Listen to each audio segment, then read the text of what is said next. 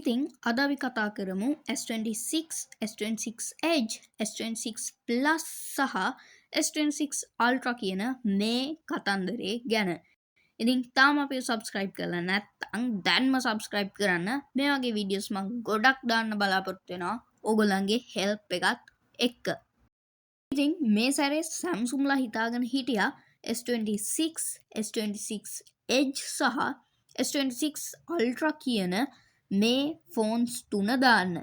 හරියට Apple iPhone AI එක දැම්මා වගේ.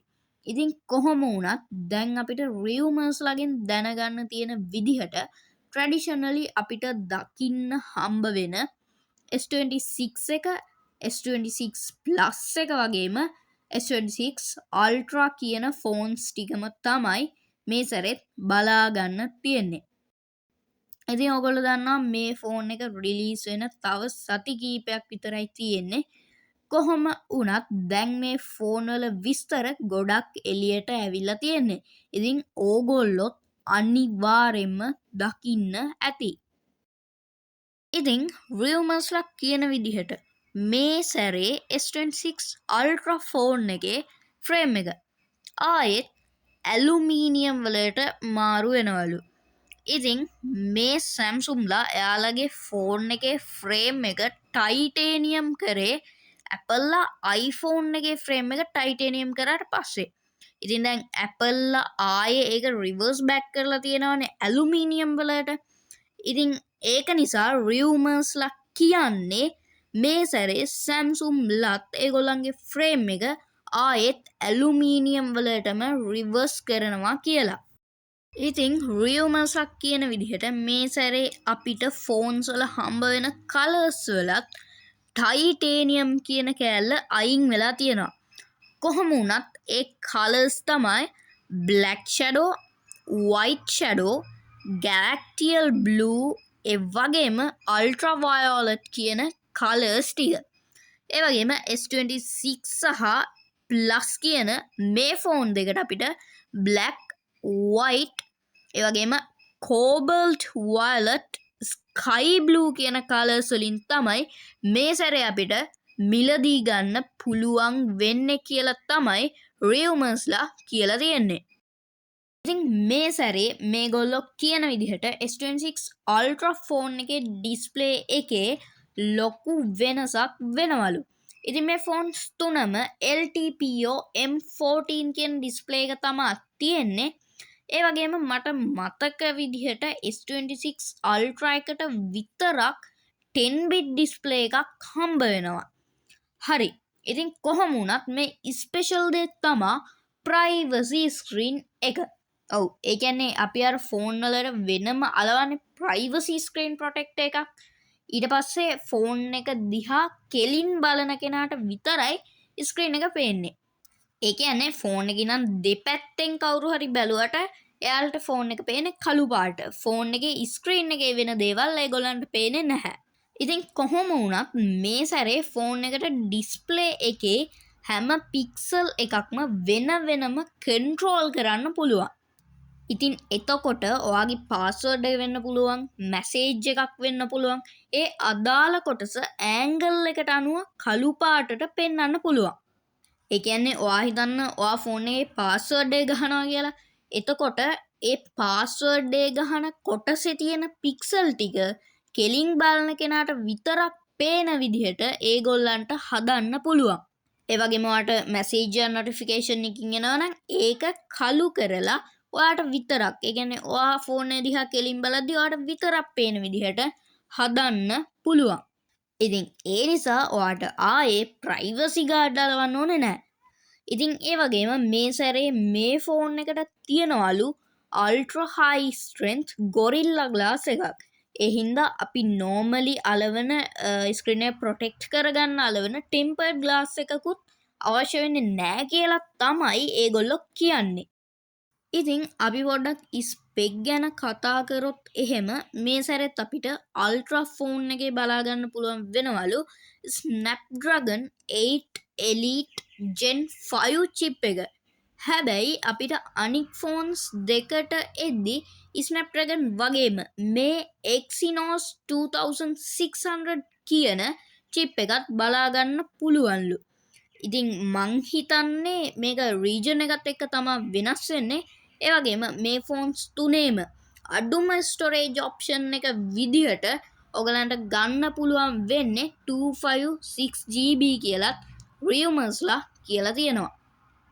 ඉතින් දැන් අපි කැමරාස් ගැන කතා කරොත් අපිට S26 සහ S26 Plus එකේ 50 මෙගාපික්සල් ප්‍රයිමරි කැමරා එකක් වගේම 20 මෙගාපික්සල් අල්ට්‍රා වයිඩ් එකක් සහ තව පොඩි රීම එකක් තියෙනවා.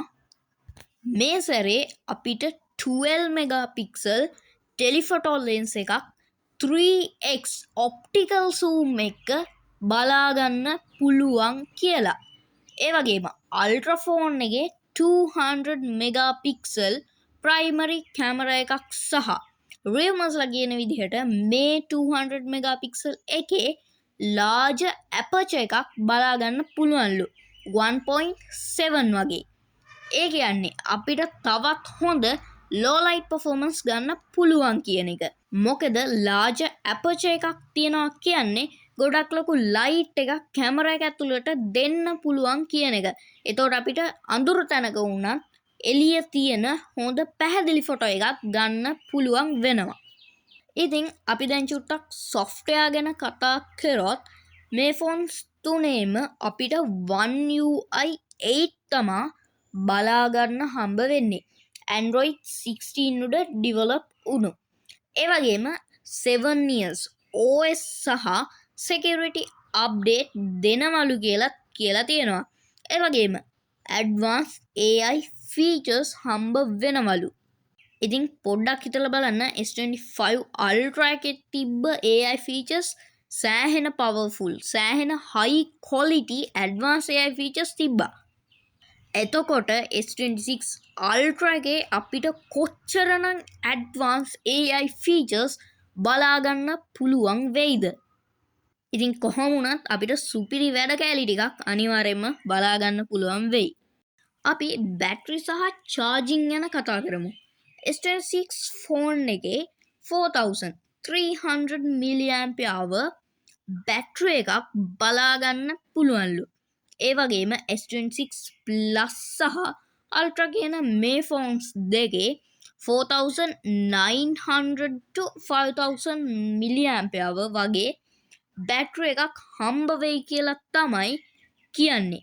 ඒ වගේම Ultra ෆෝන් එකේ 60 watt wired charging බලාගන්න පුළුවන් කියලත් මේ device තුනේම G2 wireless charging තියෙනවා කියලත් ඒකට සපෝට් කරන අලුත්ම G2 wireless charger එකකුත් මේගොල්ලෝ රිලීස් කරනවා කියලා අපිට රියුමර්ස් බලාගන්න තියෙනවා. ඩිසයින් එක පැත්තෙන් S25 Ultra එකට වඩා S26 Ultra එකේ ඩිස්ප්ලේ එක කර්ව් වෙලා තියෙනවලු.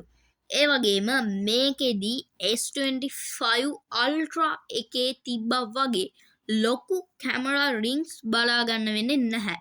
මේ සැරේ හරියටම Fold 7 එකේ තිබුණා වගේ කැමරා අයිලන්ඩ් එකක් තමා තියෙන්නේ. ඒ කියන්නේ පුංචි කැමරා රින්ග්ස් 3ක්.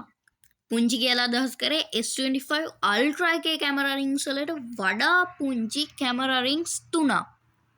එක අයිලන්ඩ් එකක් උඩ තමයි මේ ෆෝන් එකේදී තියෙන්නේ. ඔගොල්ලෝ සර්ච් කරලා බැලුවොත් ඔයගොල්ලන්ට මම මේ කියන දේ හරියටම බලා ගන්න පුළුවන්.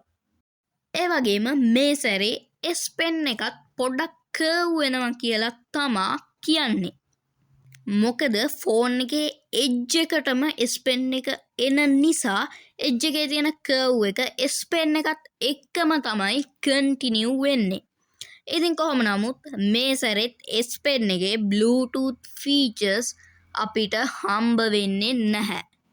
රිලීස් ඩේට් එක ගැන කිව්වොත් එහෙම පෙබරවාරි 25 රිලීස් වෙලා මාර්තු 11 වගේ වෙද්දි අපිට මිලදී ගන්න පුළුවන්කමක් හම්බ වෙනවා.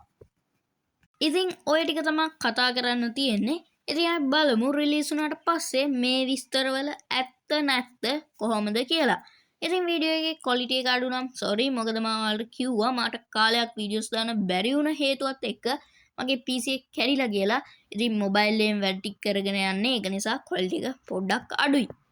ඉතින් තාම අපිව සබස්ක්‍රයිබ් කරලා නැත්නම් සබස්ක්‍රයිබ් කරන්න බෙල් අයිකන් එක ඕල් දාලා තියාගන්න. වීඩියෝ එක හොඳයි නම් ලයික් කරන්න ෂෙයා කරන්න. ඉතින් channel එකේ reach එක ඇත්තටම අඩු වෙලා තියෙන්නේ. ඔයගොල්ලන්ගේ help එක ඕනේ ආයෙත් channel එක හදාගන්න.